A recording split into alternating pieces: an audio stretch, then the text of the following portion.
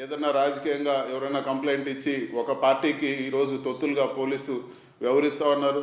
ఏదో సోషల్ మీడియాలో కేసు పెడితే ఒకే కేసుని 40 స్టేషన్లో పెట్టి తిప్పడం అలాంటివి చేస్తూ ఉన్నారు.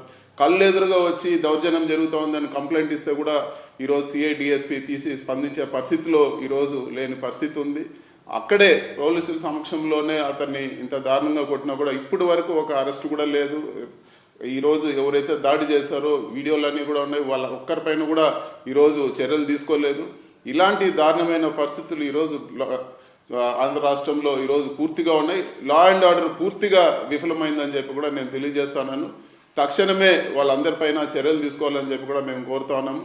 ఈరోజు ఇలాంటి కక్షలు పెంచుకుంటూ పోతే రేపు పరిస్థితులు ఇదే, రేపు మీకు కూడా వచ్చే పరిస్థితి వస్తుంది. రాష్ట్రము ఈరోజు ఒక సరైన మార్గంలో పోయే పరిస్థితి ఉండదు అని చెప్పి కూడా నేను తెలియజేస్తున్నాను. తక్షణమే చర్యలు తీసుకొని నిందితులందరినీ కూడా అరెస్ట్ చేయాలని చెప్పి ఈరోజు నేను వైఎస్ఆర్ కాంగ్రెస్ పార్టీ తరఫున డిమాండ్ చేస్తా ఉన్నాను.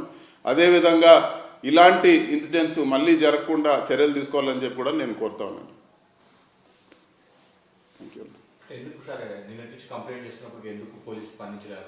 ఈరోజు దశరథరామరెడ్డి గారు వెళ్ళి సిఐ గారిని డిఎస్పీకి ఈరోజు తెలుగుదేశం నాయకులకు తొత్తులుగా ఈరోజు పోలీస్ డిపార్ట్మెంట్ మారిపోయిన పరిస్థితి ఉంది. ఎక్కడ కూడా ఈరోజు ఒక వర్గానికే ఒక పార్టీకే పోలీస్ డిపార్ట్మెంట్ ఉన్నట్టు ఉంది. ఈరోజు వైఎస్ఆర్ కాంగ్రెస్ పార్టీ ఎక్కడైనా కానీ వైఎస్ఆర్ కాంగ్రెస్ పార్టీ కంప్లైంట్ ఇచ్చినా కూడా తీసుకునే పరిస్థితి లేదు. ఇంత దారుణమైన ఇన్సిడెంట్కు ఈరోజు పోలీసుల నిర్లక్ష్యమే కారణం.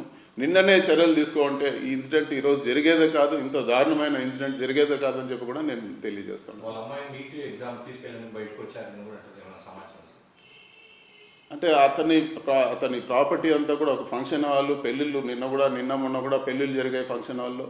ఆ ఫంక్షన్ హాల్ అంతా కూడా పగలగొట్టి 100 మంది పైన వెళ్ళి అతన్ని అందరూ కూడా దౌర్జన్యంగా ఈరోజు చాలా ఘోరంగా 2 కాళ్ళు ఇంచేసి ఆ చేతి కూడా ఫ్రాక్చర్ అయ్యి ఇంత ఘోరంగా జరిగినా కూడా ఎక్కడ కూడా చర్యలు లేవు. ఇలాంటి పరిస్థితులు ఉంటే అసలు పోలీసుల పైన పూర్తిగా నమ్మకం సన్నగిలే పరిస్థితి ఉందని చెప్పి కూడా నేను తెలియజేస్తాను.